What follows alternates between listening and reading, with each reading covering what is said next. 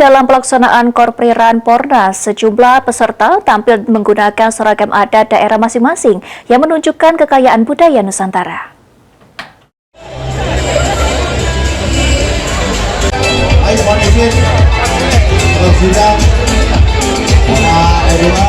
Lomba lari Korpriran Pornas 2025 menempuh rute sejauh 5 km.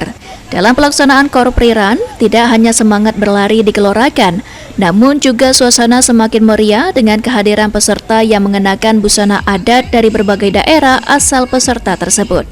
Salah satunya ialah Juliansyah, yang mengikuti kategori umum fun run dengan menggunakan kostum khas Sumatera Selatan, sehingga menjadi daya tarik tersendiri bagi penonton yang memberikan semangat sepanjang lintasan.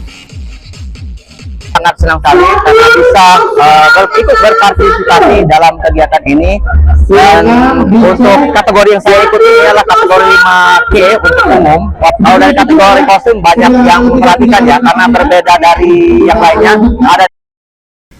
Peserta lainnya yang ikuti Korpriran Pornas juga turut menampilkan keindahan budaya lokal dengan mengenakan pakaian adat khas Palembang, yaitu pakaian pengantin, Pak Sangko, dengan baju kurung.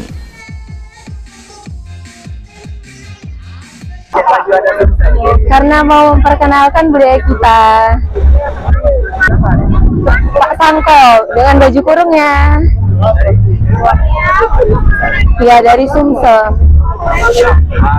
Ya, banyak yang nyemangatin, banyak yang memperhatikan. Alhamdulillah, jadi lebih semangat.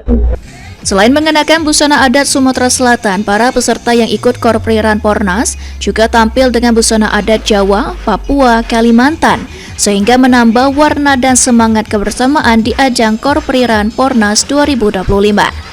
Muhammad Aidil, PAL TV.